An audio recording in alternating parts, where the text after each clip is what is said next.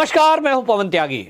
महाराष्ट्र में अल्पसंख्यक कल्याण मंत्री नवाब मलिक के ऊपर समीर वानखेड़े, जो कि एनसीबी के जोनल हेड हैं, उन्होंने मानहानि का दावा पेश किया था और इसमें लंबी बहस के बाद फैसला हाई कोर्ट ने सुरक्षित रखा है। लेकिन जो जिरह आपस में वकीलों की हुई है, जिसमें कि समीर वानखेड़े की तरफ से अरशद शेख वकील प्रस्तुत हुए, दूसरी तरफ दामले वकील जो थे वो नवाब मलिक की तरफ से पेश हुए, दोनों में जो बहस हुई है उसका लब्बो लुबाब या निचोड़ कहें वो ये है कि जो समीर वानखेड़े के नाम पर समीर वानखेड़े को लेकर जाति प्रमाण पत्र, जन्म प्रमाण पत्र, शादीनामा, इन सबको नवाब मलिक ने ट्वीट किया है, मीडिया में उसको फैलाया है।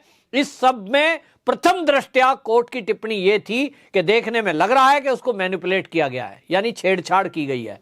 इस पर नवाब मलिक के जो वकील थे उन्होंने कहा कि जो नवाब मलिक हैं उन्होंने जो भी ट्वीट किए हैं दस्तावेज, वो केवल सरकारी रिकॉर्ड से उठाए हैं और सरकारी रिकॉर्ड से एज इट इज उठा करके उसको ट्वीट कर दिया है। इस पर बॉम्बे हाई कोर्ट ने सख्त नाराजगी जताई और उन्होंने कहा कि मान लीजिए इस काम को कोई पत्रकार करता कि कोई खबर छापनी है और उसने कहा जी सरकारी दस्तावेज ये है और उसने फोटोकॉपी लगाई और खबर बना दी। यदि कोई वकील इस तरह की बात करता कि कोर्ट में कोई दस्तावेज लेना है, उन्होंने एप्लीकेशन लगाई, सरकारी डिपार्टमेंट से लिया और उसको कोर्ट में प्रस्तुत कर दिया। उन्होंने कहा कि एक आम आदमी या पत्रकार या वकील अगर इस तरह के कोई दस्तावेज को प्रस्तुत करता या इस पर कोई स्प्रेड करता, यानी उसको फैलाता पब्लिक में, तो समझ में आता है। लेकिन एक विधायक, एक एमएलए जो कि जिम्मेदार है और सरकार में है, तो वो यदि कोई दस्तावेज को शेयर कर रहा है पब्लिक से, उसकी जिम्मेदारी ज्यादा है।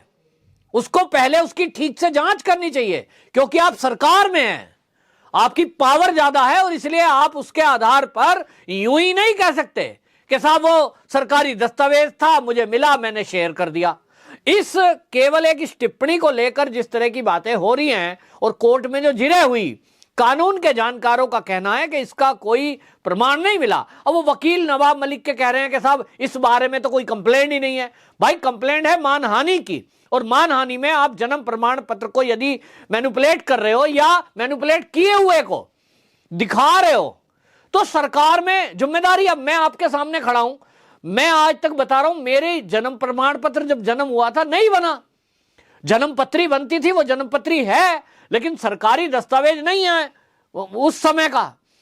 क्या मुझे कहीं प्रस्तुत करना पड़ता है तो क्या करता हूं, अपनी हाई स्कूल की मार्कशीट, क्योंकि हाई स्कूल में जब फॉर्म भरा जाता है उसमें जो जन्म लिखा जाता है वर्ष, वो सही माना जाता है। जो लिख दिया निचली क्लास से जो चलता आ रहा है वो लिखा हुआ है। अब जन्म कौन सी तारीख को हुआ, बहुत सारे लोग, मेरे पिताजी रिटायर भी हो गए नौकरी से, और पहले जमाने में यही होता था, कब जन्म हुआ याद नहीं है तो लिखवा दिया 1 जनवरी। ज्यादातर आप सरकारी नौकरी में पुराने लोग अगर देखेंगे और रिकॉर्ड उठा के देखेंगे तो उनका जन्म वर्ष आपको 1 जनवरी लिखा हुआ मिलेगा। प्रमाण पत्र थोड़ा ही है, मुंह से बता दिया लिख लो साहब 1 जनवरी।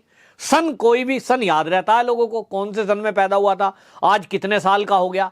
और इसलिए हाई कोर्ट में या कहीं भी कोई प्रमाण पत्र है तो वो हाई स्कूल की मार्कशीट है, और हाई स्कूल की मार्कशीट को नवाब मलिक ने शेयर नहीं किया। वो कहां से कर रहा है, वो ले आया है एक जन्म प्रमाण पत्र जो बीएमसी कार्यालय में कहीं दर्ज है। अब बीएमसी कार्यालय में किसी ने किया भी है कि नहीं, यह भी एक जांच का विषय है। क्या वो भी फर्जीवाड़ा तो नहीं है, इसकी जांच होनी चाहिए।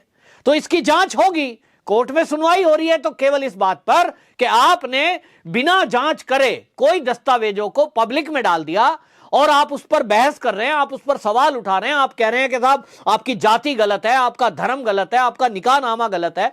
भाई निकाहनामा आप ठीक से पढ़ो, स्पेलिंग मिस्टेक है, किसने किसका, अब एक नाम के 2 व्यक्ति भी हो सकते हैं। निकाहनामा में आप कैसे कह सकते हैं कि शादी करने के टाइम पे समीर वानखेड़े के पिता ने अपना धर्म परिवर्तन किया? यह क्यों नहीं हो सकता कि समीर वानखेड़े की मां ने अपना धर्म परिवर्तन किया? क्या कहीं ये कानून में पत्थर की लकीर लिखी है कि एक मुस्लिम और एक हिंदू यदि विवाह करेंगे तो उसमें जो भी हिंदू होगा वही धर्म परिवर्तन करेगा? ऐसा तो कहीं लिखा नहीं है। मां ने शादी की समीर वानखेड़े की पिता से, तो जब शादी करी उस समय वो समीर वानखेड़े के पिता ज्ञानदेव वानखेड़े के घर में आई और उसने अपना धर्म परिवर्तन कर लिया। ड्राइविंग लाइसेंस में लिखा है, ड्राइविंग लाइसेंस में उसका नाम हिंदू नाम लिखा है, उसने कहीं अपने पिता का नाम नहीं लगाया उसके सरनेम के साथ में, तो वो बताता है कि वो हिंदू बनी। ये बात अलग है कि वो जो कब्रगाह है उनके अंदर उनकी कब्र है, क्योंकि पिता ने ये सम्मान किया कि आप मुस्लिम थी, मुस्लिम धर्म अपनाती थी और मानती थी। तो मैं ऐसे कई मुसलमानों को जानता हूं कि जो है मंदिर भी जाते हैं, व्रत भी रखते हैं, तिलक भी लगाते हैं, गीता पाठ भी करते हैं, रामायण भी पढ़ते हैं, लेकिन वो नमाज भी पढ़ते हैं। तो दोनों करते हैं, क्या दिक्कत है? कोई तो 4-4, 5-5 इबादतें तरीके से कर लेते हैं। तो इसमें कहीं ऐसी बात थी नहीं, लेकिन नवाब मलिक को लगा कि मां है और उसकी कब्र है और कब्र पे समीर वानखेड़े मिलने जाता है तो वो मुस्लिम ही होगी। ठीक है, वो धर्म परिवर्तन नहीं हुआ ना। आप तो पिता पर सवाल उठा रहे थे कि समीर वानखेड़े के पिता ने धर्म परिवर्तन कर लिया, वो मुस्लिम हो गए, और इसलिए जो समीर वानखेड़े है या उनकी बहन है वो भी मुस्लिम हो गई। जबकि सुप्रीम कोर्ट का ये फैसला है एक मामले में, और उसमें कहा है कि यदि पिता धर्म परिवर्तन करता है तो इसका मतलब ये नहीं है कि जो बच्चे हैं उनसे पैदा ऑटोमेटिकली उनका भी धर्म परिवर्तन हो गया। ये सुप्रीम कोर्ट का निर्णय है। जब सुप्रीम कोर्ट का निर्णय ऐसा है तो नवाब मलिक हवाओं में क्यों बातें कर रहे हैं?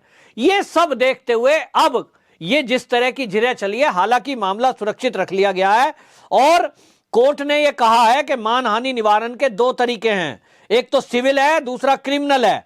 और दूसरा, अब इस मामले में जिस तरह का सुनवाई हुई है, जिस तरह के ये सब बातें कोर्ट ने सुनी है और जिस तरह से जज साहब ने टिप्पणी की है, तल्ख टिप्पणी की है अपनी, उन्होंने बाकायदा जो सवाल समीर वानखेड़े के वकील ने उठाए हैं उनको कोर्ट किया, उनको ध्यान में दिया है उनको कि हाँ भाई बात तो सॉलिड लगती है कि आप मंत्री हैं और आप किसी की इज्जत को ऐसे ही उछाल दोगे कि वो फला जगह लिखा था। ऐसे तो नहीं होता ना, पहले आप जांच करिए उसके बाद बात करिए। आप प्रेस कॉन्फ्रेंस में आते हैं, बैठते हैं और आए दिन कोई भी बात कर देते हैं। तो कानून के जानकारों का कहना यह है कि मामला सॉलिड लगता है इस तरह का कि नवाब मलिक की मुश्किलें बढ़ने वाली हैं। नवाब मलिक को अब इस केस में सजा होगी, या तो वो उसके बदले, जैसा कि समीर वानखेड़े की तरफ से कहा गया है कि मानहानि का क्रिमिनल केस डाला है तो जेल होगी। यहां 1-2 करोड़ की बात नहीं है, यहां सजा मानी जाएगी। अब कोर्ट को निर्णय करना है, कोर्ट क्या करने वाला है।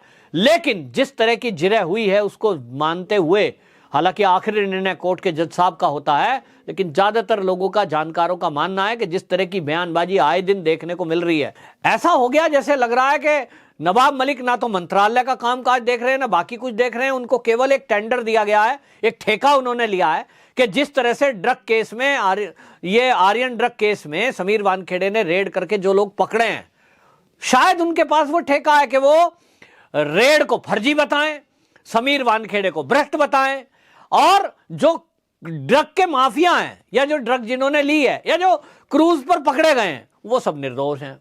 वैसा कुछ नहीं है। वो कहते हैं साहब इतनी भी हद कर गए कि वो कहते हैं मुंबई को तो ऐਵੇਂ ही बदनाम किया जा रहा है 2 ग्राम 3 ग्राम में, असली ड्रग तो गुजरात में चल रही है। अरे भैया, गुजरात के अधिकारी पोर्ट के भी ऐसे हैं जो एक एक कंटेनर को चेक कर लेते होंगे, इसलिए वहां पकड़े जा रहे हैं।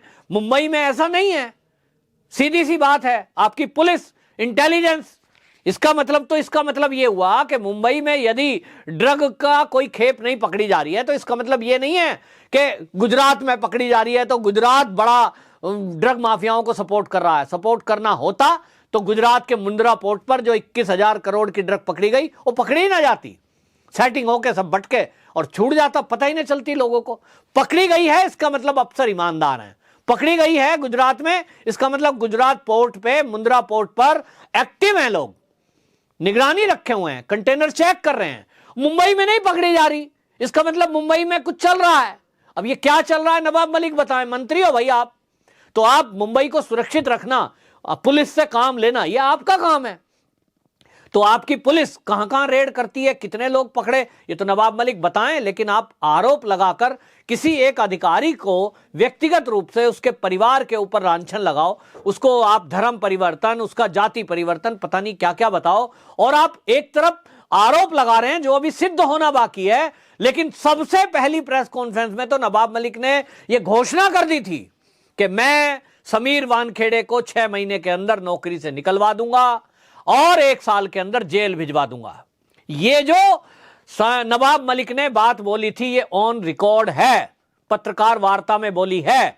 तो नवाब मलिक जी ये बताएं पूरे देश को और कोर्ट को भी बताएं उनके वकील कि ये लाइन उन्होंने किस बिना पर बोली थी। क्या उनके पास ऐसी जानकारी थी जिसके आधार पर उनको लग रहा था कि आप नौकरी से निकलवा दोगे? इतनी बड़ी पावर है क्या आपकी कि एक केंद्रीय कर्मचारी को आप नौकरी से निकलवा दोगे, फिर उसके बाद जेल भिजवा दोगे?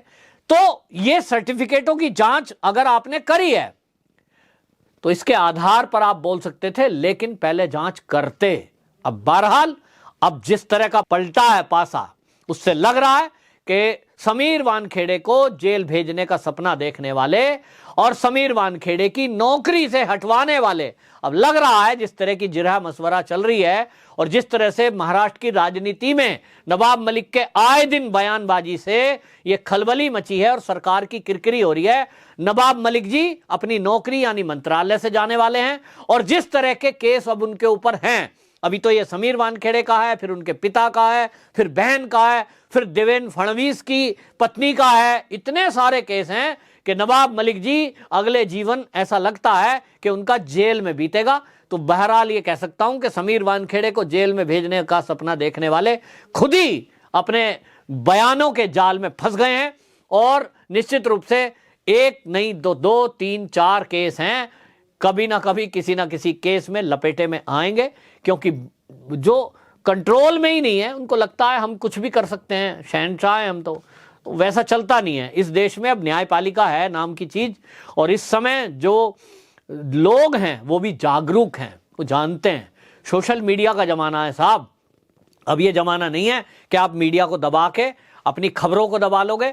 आज हर जेब में मोबाइल है और मोबाइल की खबरें बड़ी सॉलिड है, लोगों को घर तक पहुंचती है और बहुत लंबा असर करती है। तो निश्चित रूप से नवाब मलिक की मुश्किलें बढ़ती दिखाई दे रही हैं इस केस में। अभी तक की सुनवाई में होगा क्या, ये सब इंतजार करें और कोर्ट के फैसले में जो सुरक्षित रखा है उसके बाद पता लगेगा कि नवाब मलिक इससे बरी होते हैं या समीर वानखेड़े।